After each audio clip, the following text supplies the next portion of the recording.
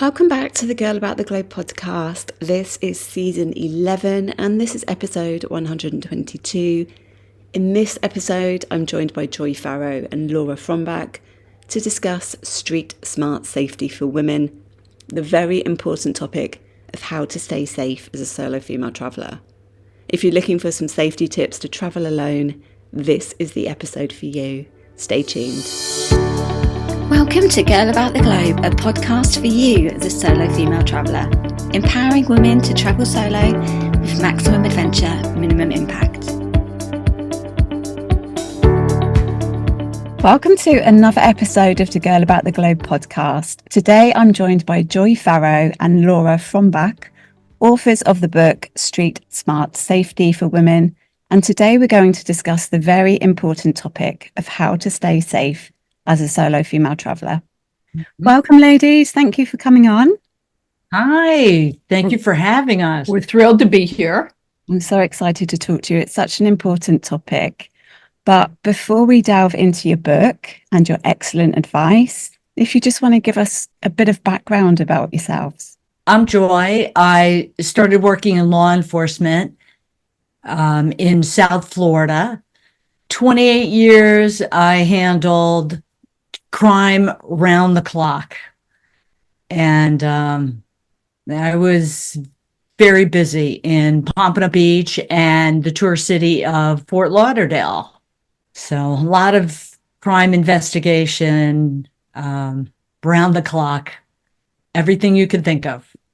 I can imagine you've seen it all in 28 years. Yes, kept us very busy. And I am Laura. I am a survivor of family violence. So I grew up with a lot of violence and domestic abuse and domestic violence. And, we try and talk to women about the precursors of domestic violence and abuse so that they can hope to avoid those patterns. And I also have worked in technology for my entire life. So, we're very interested in technology as well as far as keeping women safe, because that is so important these days. Yeah, definitely. So how did you two meet? 16 years ago, online. Our two backgrounds kind of made us think more about women's safety. So we kind of put the technology and my background in law enforcement together. And I talked about my workday for so many years that, we put that together with the rising incidents of violence against women for so many years. And that's all I saw every day of work. So, we thought, what is it, we could do? Could we speak about it? And we thought, well, maybe we could write a book. Mm-hmm. And then we realized that we researched that there isn't a book out there written by women for women. About women's safety. Right. That's crazy, isn't it? Really? Yeah. So we got we got our thought together, and it took about 3 years of putting our heads together and scratching it out. And it finally worked. We went through a traditional publisher. So what we really wanted to do was to combine Joy's professional experience with my personal experience. And so we really think that we've been able to do that. And that's what we speak to people about too, is, it's as women, we've seen it all. So by, speaking about it and writing about it, we hope to help more women avoid these situations. Now, of course, women don't cause these situations, but what are some things that we can do to reduce our chances of becoming the victim of a crime? Yeah, it's amazing what you've done, and congratulations on the book. It's such an important topic, not just for traveling alone, but just for every day. Anyway, I'm very lucky to now be living in Dubai, where it is extremely safe. But whenever I go out of Dubai, I have to remind myself that I'm no longer in this little safety bubble and that I need to be resilient. And I really feel that when you're alone, your intuition is very heightened, and because you become more aware of your surroundings. what tips do you have for women to increase their intuition? We have several tips. So we talk about what we call your safety intuition. And your safety intuition is simply awareness, as you mentioned, of your surroundings. And as you mentioned, when we travel, when we're out by ourselves, we think that should be heightened because as soon as you walk out of your house, it should be heightened. But safety intuition is simply your five senses reporting your environment back to you. And, your hearing, your eyes, and whatever. And, we have, as we talk about, our subconscious can process 11 million bits of information per second. Wow. And that's what our senses report back to. So that's always going on in the background of everybody's mind, men and women. But our conscious mind can only process 40 bits of information per second. And we as women are trained, socialized to be so polite to everyone, including strangers, that if our safety intuition goes off sometimes, we tend to dismiss it. Yeah. So to answer your question, one thing, several things that women can do is if you feel that you are in danger, do not dismiss it. Do not minimize it, because that's your body saying you may be in danger. And what are some of those, little feelings that, you've probably gotten with somebody? You meet somebody and you say, ooh, that's an odd feeling. I'm not getting a good vibe from this. Yeah. Because this is what it is. Your body is sending you a signal right now, and you're getting that feeling in your stomach. You're getting that creepy feeling. There's something wrong. And it's a nanosecond of a feeling. Like people have said, the hair on the back of your neck, something. You're getting a tingling feeling. It's whatever your body sends. Everybody's different. It may not be all of them, but it will be something. You're getting a feeling, and the person that's talking to you or trying to get you to buy something, do something, go somewhere is still talking to you, but you're trying to process this quickly. And, instead of, backing away or saying no, they're still trying to draw you in. And this is where you need to break it off and walk away and say, no, thank you. I'm not interested, or just keep going. A couple of other ways that you can pay attention to your safety intuition, to your surroundings, is women tend to be very focused, where we're going. And if we see somebody, and somebody says, excuse me, in the States says, excuse me, miss. Yeah. And use to counteract that, use your peripheral vision and pay attention to your peripheral vision. What's going on just outside your eyesight, because we tend to dismiss that.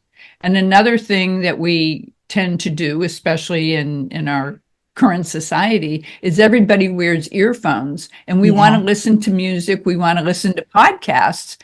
But if somebody's coming up behind you or on the side of you and you have your ears in, you can't hear them, your earbuds in, you can't hear them, put them in transparency mode so you can enjoy whatever you're listening to and pay attention to your surroundings and give your safety intuition a little boost so that you always know what's going on around you, both, visually and, from your hearing. And from years of working and from handling calls, I've realized that women just want to help. So when somebody comes up to them and they have a problem, a lot of women just want to solve it, no matter what it is. And instead of asking, well, what is it? Where is it? Let me call somebody for you. The predator will say, we'll just try to draw you to their problem. It's over here by my car. The the baby's in the car, the dog's locked in the car. These are things that women are drawn to. If you could help, my wife is choking, just things that women automatically go, oh my gosh, let me help. Okay. And everything else goes right out of your head. You don't think of your own self-preservation. You're thinking, oh my gosh, this person needs me, like you're a superhero. But you have to think, unfortunately, there are people that are trying to get over on you. And, ways around this is, I'll use my phone. Let me call for help right now. And when the people don't want you to do that, that's the problem. We like to say women are not the world's Swiss Army knife. We are not the solution to everybody's problem. So it's as if they play on your emotions, isn't it? And they try and kind of trick you straight away. And I feel now that I'm older, I'm a lot more confident when I'm walking by myself. But when I was younger, if somebody would approach me and start talking to me and ask me for directions or ask me for something, but I had a bit of a weird vibe, I would feel too rude to take myself away from that conversation.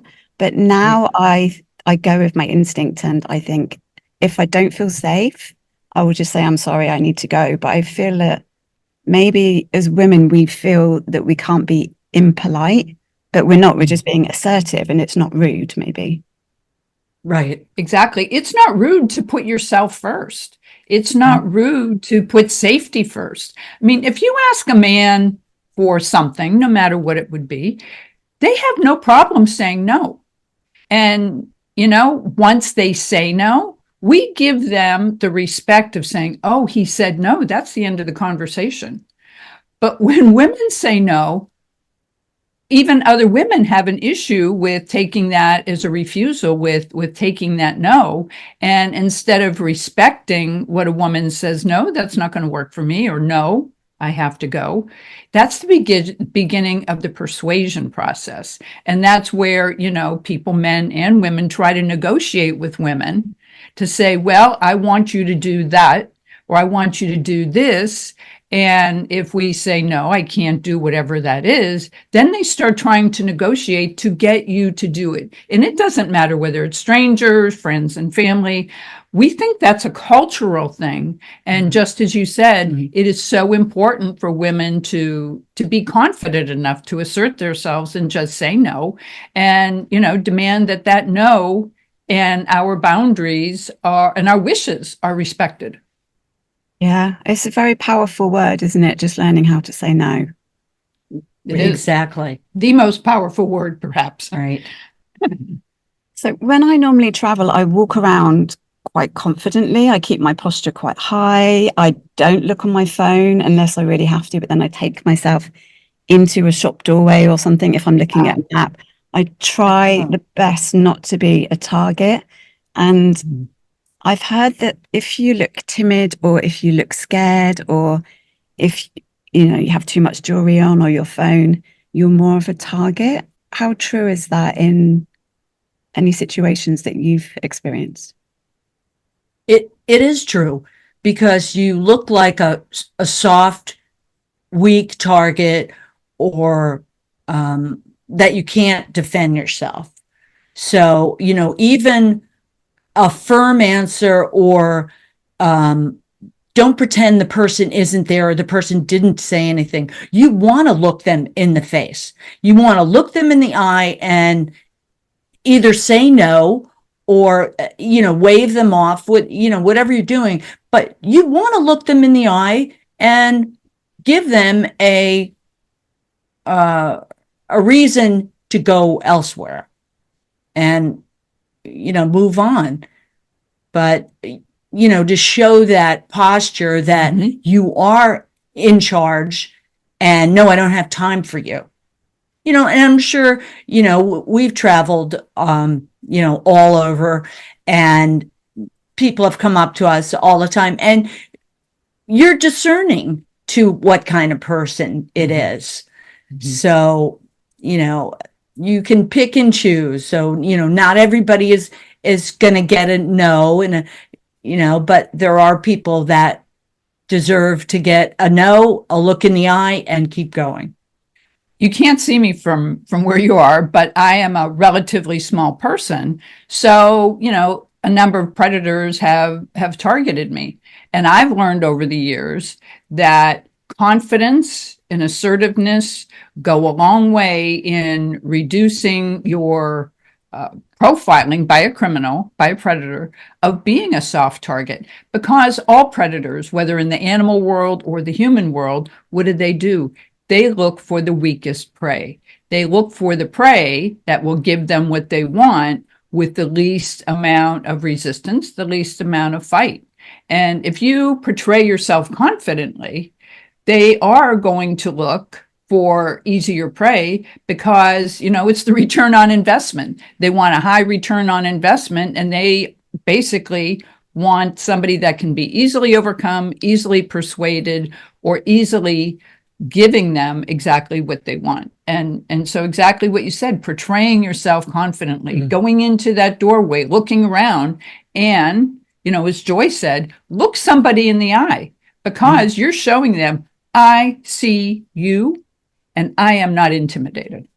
And just because you are a smaller built female, they don't know what you know.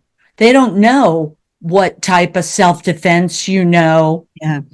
They don't know what you can do, but it's the way you portray yourself. Do you think self-defense is very important for every woman to learn at least a few moves? I do. I think just a few moves, and even just as you're getting older, it's great for your body to be a little more agile too. So when you're taking self-defense, you'll be more comfortable. What is the biggest bone in the body that a woman can use? The strongest is your elbow. So, if somebody grabs you, what do? You want to grab them with your hands, but your elbow, you tuck your elbow in and you shoot your elbow back at them. Because sometimes, women think, well, I'll just kick them. Kicking will put you off balance. And it's never the best idea unless you're a martial arts expert and you're going to jump in the air and spin and kick, which is not going to happen too much. But, women think, well, I'll just kick them, and not gonna happen. Yeah. So, even if you don't have a weapon on you, you do have a weapon. You have your hands, you have nails, you have fingers that can grab their eyes, their face, things like that, if it really came down to somebody grabbing you. But I haven't been trained like Joy's been trained, but I do know a few self-defense moves, and those self-defense moves have saved my life, Wow. from being attacked at least twice. So, just a few self-defense moves, a few ways of knowing how to defend yourself, and the confidence that yourself, that you can at least do something to defend yourself, goes a long way. Yeah. I once got into a situation where I thought I was going to be quite badly attacked, and it shook me up and I lost my confidence. I was on a long trip traveling solo, and I was at the point, nothing happened, but it's just the fact that it could have happened, but I was able to shout, because I've heard that some people go into freeze mode. Absolutely. Yeah, right. But at least I knew that if I ever got into that position again, hopefully that doesn't happen, but I was able to shout and to deter them, and then I was able to run. But that was the kind of moment when I realized I don't know any self-defense.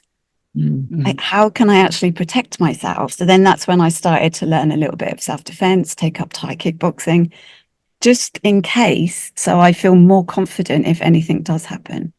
Right. It definitely would empower you, because this would be something that you have in the back of your mind, and like a superhero, all of a sudden when you need it, you remember, oh, if I stand like this, I'll be, somebody just grabbed me. Well, and you'll know just by rote memory what will happen next, and you'll feel more powerful. Yeah. Safety is the biggest question that we get asked in our Facebook community. And I think a lot of women, it deters a lot of women from actually traveling alone because their relatives or their partner might say to them, oh, you can't go to that country, it's too unsafe. So it really stops women from traveling alone. Do you have any other safety tips for women, or what would you say to someone who's worried about traveling because of their safety?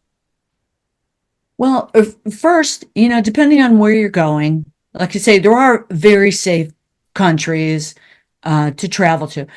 And, research where you're going and what you're going to be doing in that area, because even though you're traveling solo, which is very empowering for women, you can still go to groups and connect with, many women's organizations, whether it's a cruise or, wherever you're traveling to. There are so many organizations all over the world that you can connect solo to. And it's, very comfortable for everybody to get together that way. And this way, even if you don't have family near, you make friends, with these people. The other thing I'd like to add, so, Joy said, research your destination, plan where you're going to stay ahead of time. We live in the States, so we have a number of self-defense tool options, but we're aware that that's not available everywhere. But a tool that very few people think of that is available everywhere is a small flashlight. So, it's about, the width of my hand. About 6 inches. Yeah, you can put it in your hand. You can shine it in their eyes, because that's something nobody thinks of, is you can shine it in somebody's eyes to disorient them day or night. It works day or night. And as a last resort weapon, you can use that flashlight in your hand to help increase your strength. So when I was attacked several times in different situations, I didn't have that available to me, but what I did have available was my fist, and I punched the attacker in the throat, right in the windpipe, attempting to crush their windpipe. Wow. Now imagine if I had a flashlight with me to really increase the effectiveness of what I could do as a small built woman, that is available all over the world. And another thing we carry in the States is what's called a tactical pen. And it's a small, real pen, ballpoint pen, with a sharp tip on the other end. And that sharp tip can be used, as a self-defense tool as well. So, for women traveling solo, and I used to travel for business by myself all the time, and, highly, highly recommend those small little tools that I was able to take many places that, at least if all of your self-defense measures, choosing the right location, packing right, shoring up your accommodation security, take whatever small little tools you can, because, at a crucial time, those could make all the difference. And there's even the personal sonic alarm, which, is fantastic. You can hear that 3 football fields away. So, as soon as somebody hears that, that's much louder than a car alarm. It's an ear-piercing sound, and an attacker is not going to want to be around that sound. Plus, if you have to set that off, you're also going to be yelling, I need help, look at this guy, could somebody help me, something. So they don't want to be obviously caught. So, that's another thing that you can carry all over the world.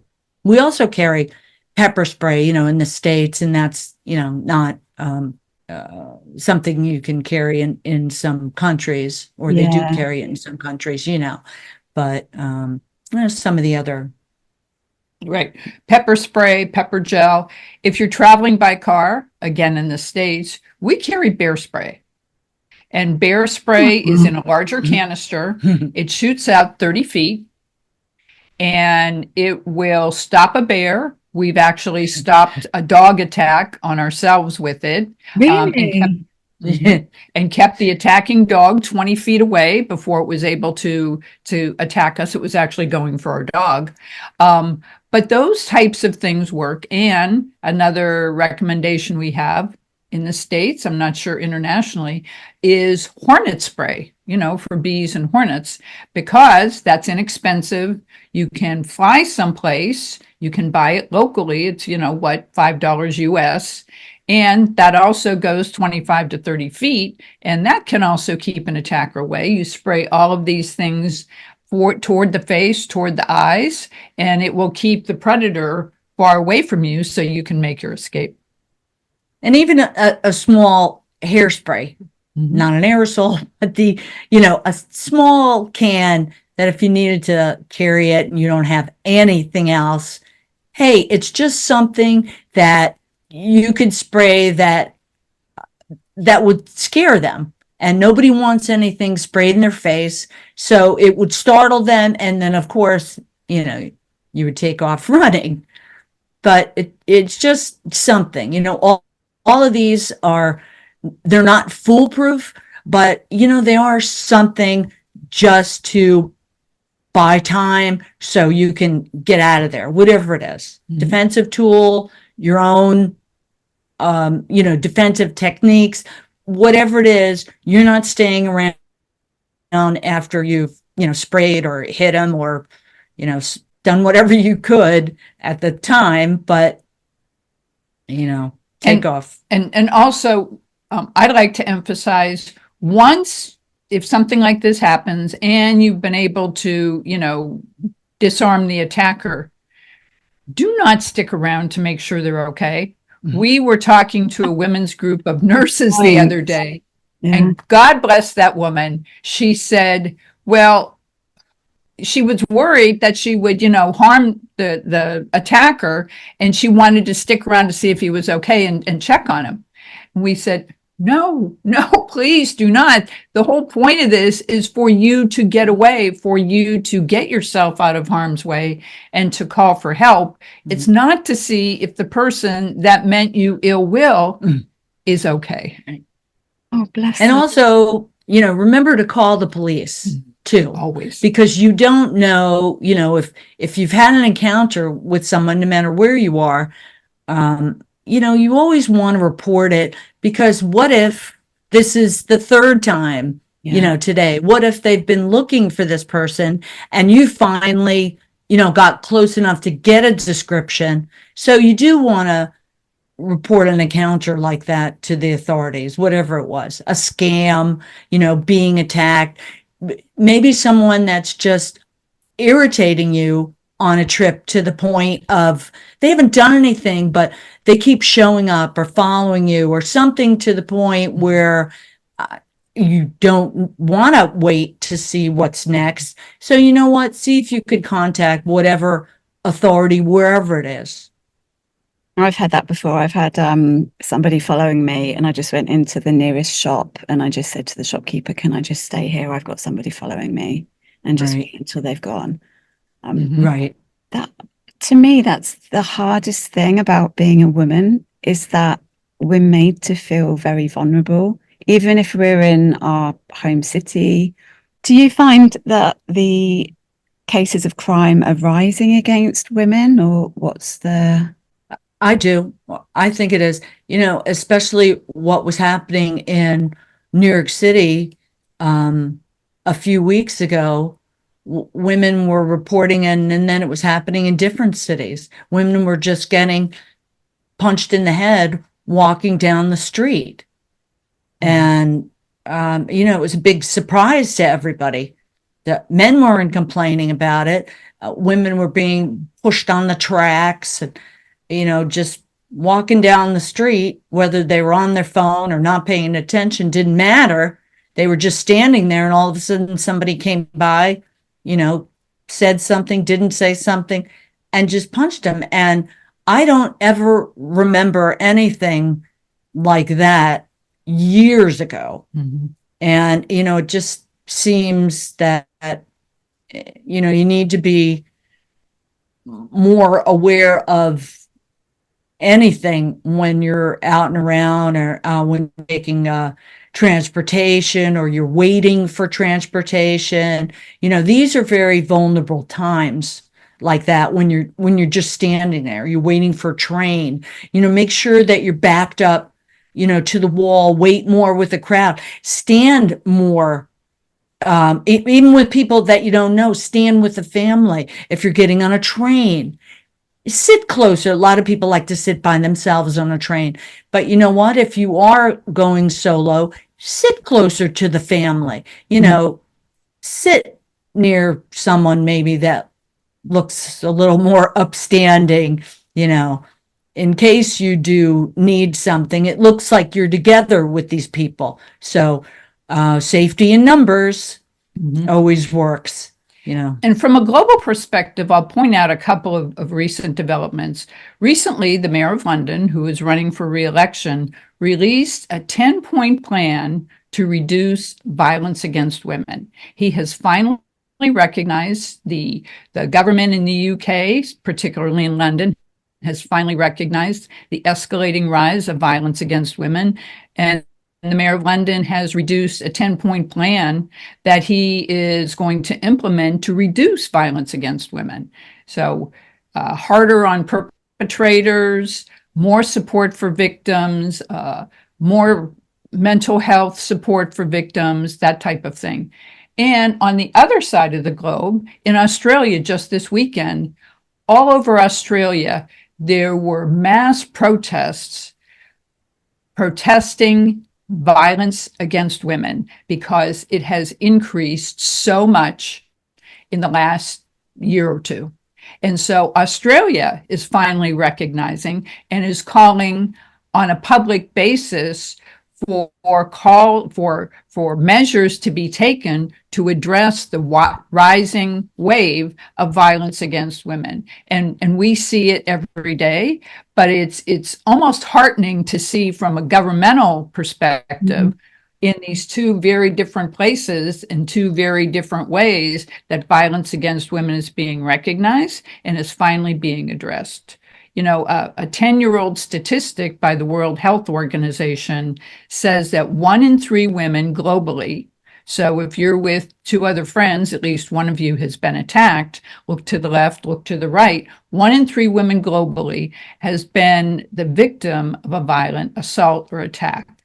Now, if this wave of violence were going on and affecting any other group of people, there would be mass outcry to address this violence. But I think our society is just so used to violence against women that it's almost taken in stride. And this is also domestically as well. Yes. Right. Yes, absolutely. And the more that it gets recognized, so that means reporting it. And, as we know, and I know from working in law enforcement for so long, that women slough it off because they think it's not going to be investigated. What's the point? It'll never go anywhere. But, it does matter, and it empowers women all over the world to stand up. The hashtag Me Too came from it.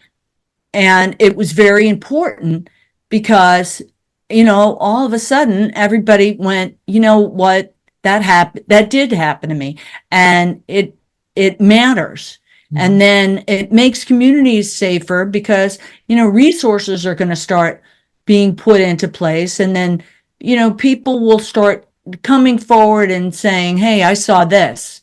And stepping together will make it safer for women and everybody else. Do you feel that dating apps have added to that? Yes. Dating apps has always been the anonymous way of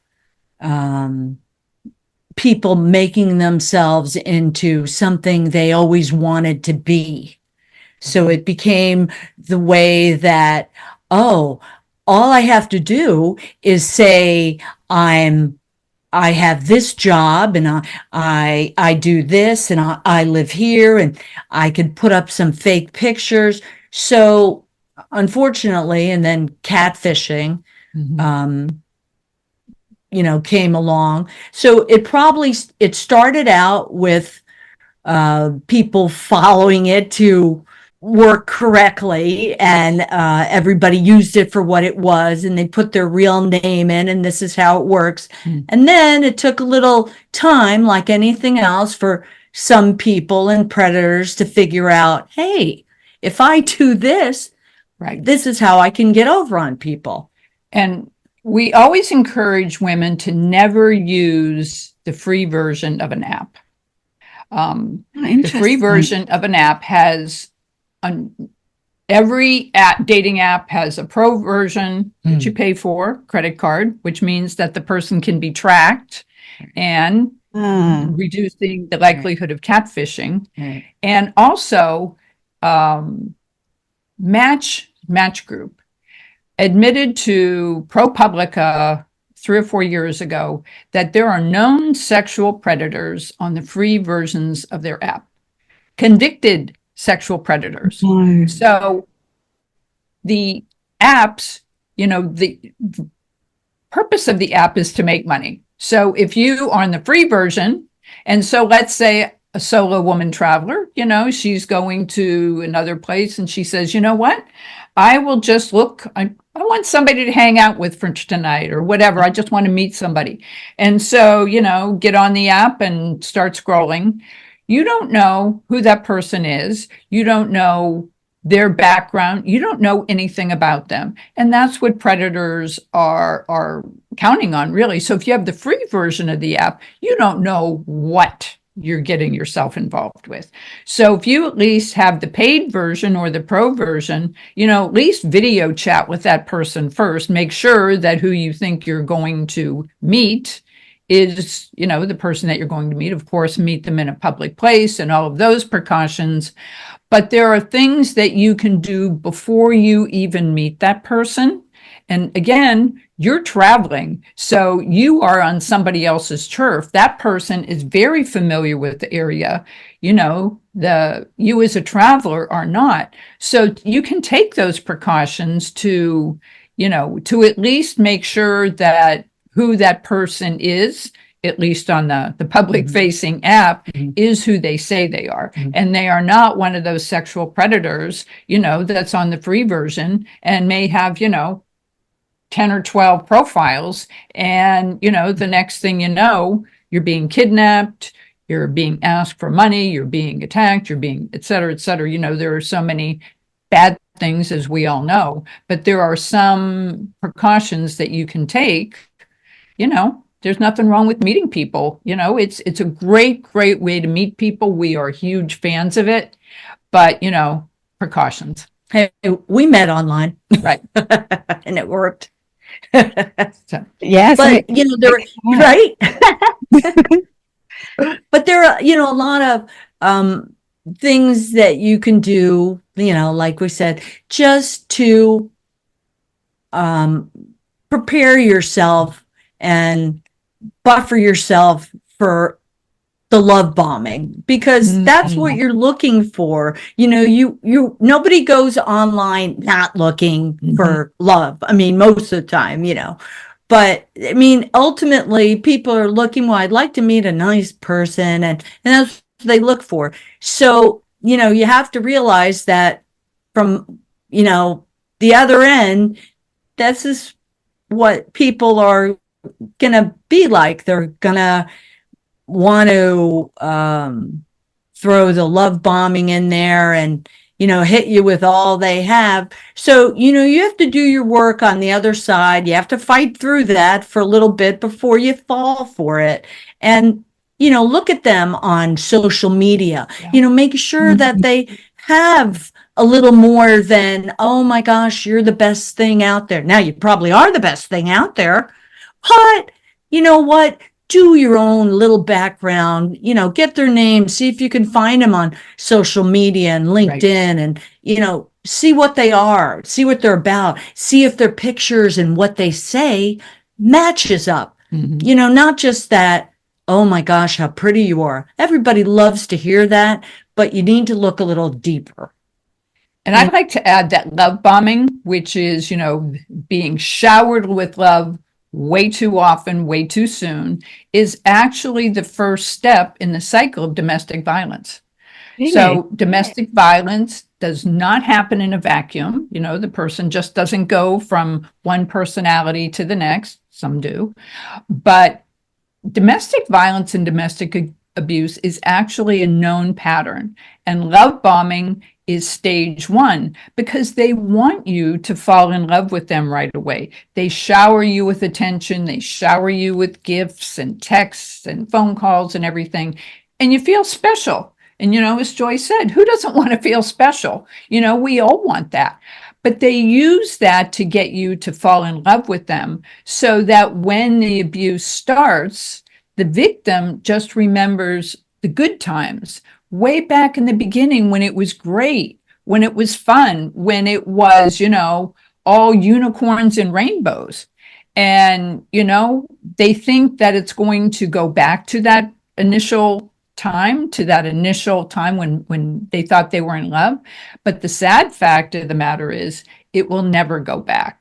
And so the cycle of domestic abuse and domestic violence is up and down. So the violence or the abuse starts. And I need to also mention that the abuse can also be mental and emotional. And that's what's called coercive control. And it's the emotional and mental abuse of a person, basically in the same way that POWs, prisoners of war, it's the same tactics, actually. But the victim doesn't recognize that, because it happens over time. So it's like almost the unmasking of a monster very slowly. So you just become used to that behavior. But to get back to the beginning, it starts with love bombing. So if you're dating somebody, particularly somebody you met on an app or whatever, and all of a sudden you are overwhelmed by all this attention, yes, it feels good, but that is also a huge red flag. And also asking for money and a sad story. So usually, if I was to tell you that it wouldn't be long before somebody with a sad story asking you for money because of a horrible, terrible accident. Oh, story, you're not going to believe this. If only I had. Well, now that they've reeled you in, telling you that you're just the perfect person and I need to fly there to meet with you. If only I don't have enough money for this ticket.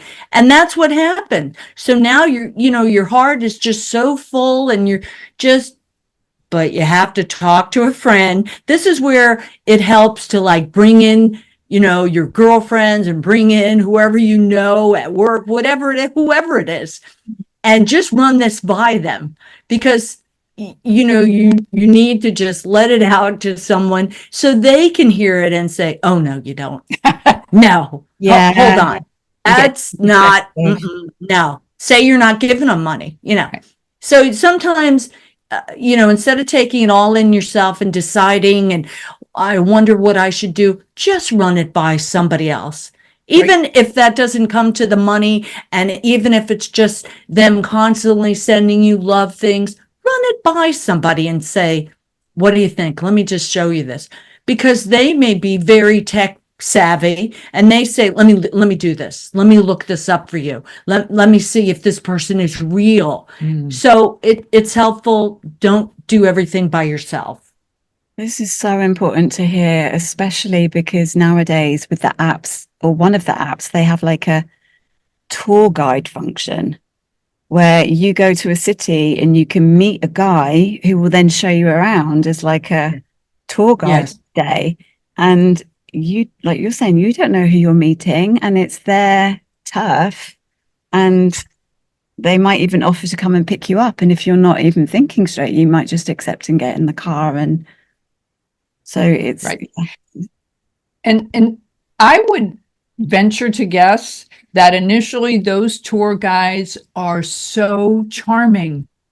Oh my gosh, they're so personable, they're so charming, because we don't think of predators as being charming and so nice and so accommodating at first. We all think of stranger danger, with the person with the hoodie. And the fact of the matter is, most predators, at least at first onset when you meet them, are the most charming people you will ever meet. The bad news is when they get you where they want you, when they get you behind closed doors, when they get you into a car that you might not be able to get out of. How many serial killers in the States have modified their cars so you can't get out of the back door because they got the child locks, or they've modified the front door so you can't get out. So now you're in a cage match in this small enclosed place in an area that you know nothing about. That's the stuff that nightmares are made out of. There's been times when I've arrived on an early morning flight and I've been jet lagged and someone has come up to me, taxi, taxi. And I've had to take a step back and go, actually, no, I'm not going to go with this stranger, or who is this person? I've got no idea if I'm going to get in their car and I'm never going to be seen again. So I have to remember, go to a registered taxi rank, look for one that's licensed. Don't go with any unlicensed taxi drivers, because I'm starting to see that a lot more in different countries. Some random person will just come up to you and catch you off guard, and you're tired and you think, oh yeah, taxi, I get in, and they take you, and they can be very clever. And if you're not really thinking about what you're doing, you're suddenly in a really vulnerable situation. Right. We've had that where we were waiting for our Uber and it was taking a little longer than our regular ride. And it was taking a little longer than it should have, probably traffic. And an Uber pulled up and he said, hey, do you need a ride? Because mine didn't show up. Now, do I know? But if you were irritated enough from, waiting an hour, where's my ride already?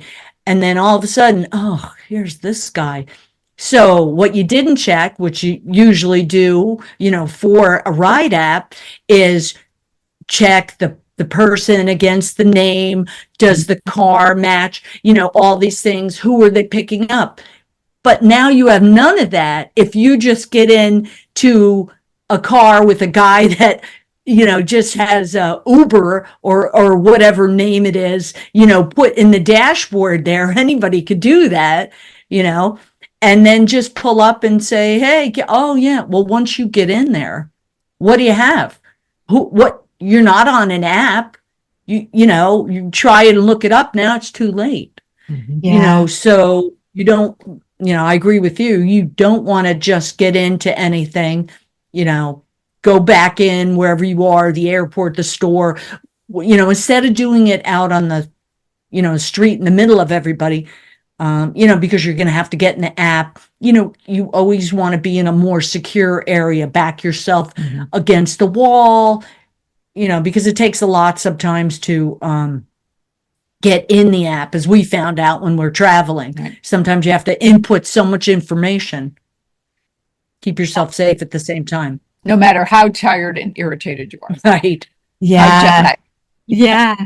I think that's quite good about the apps nowadays, is that you can see a picture of who's coming, and you can actually notify somebody from your home that you're actually taking this ride, can't you? Yes. So they've got this extra safety feature built into it, which is ideal.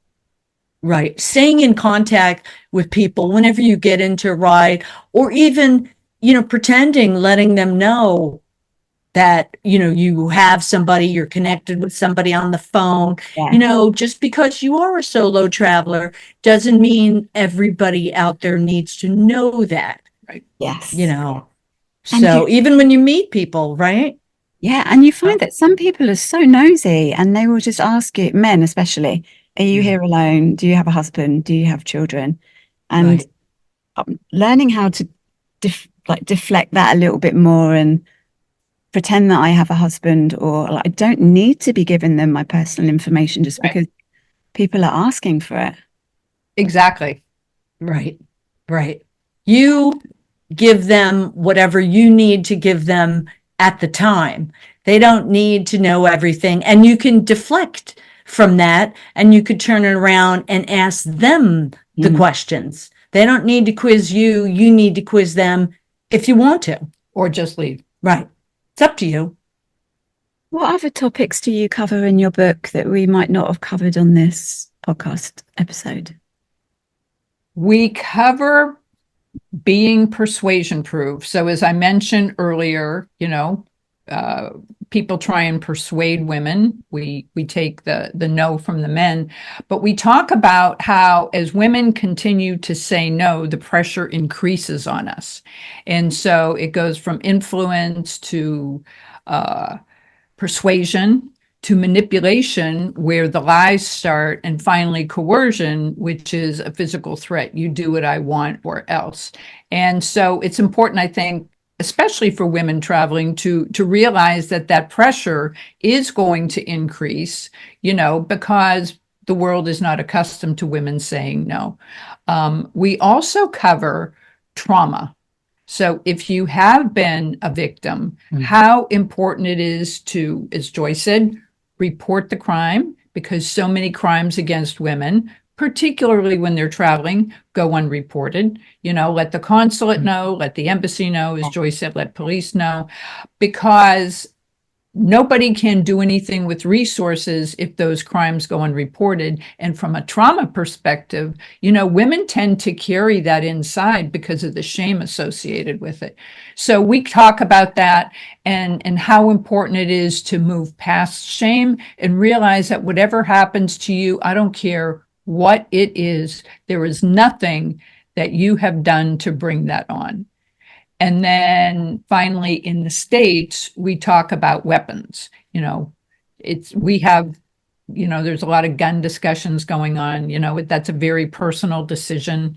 And so we talk about some pros and cons and some other defensive weapons that we've mentioned.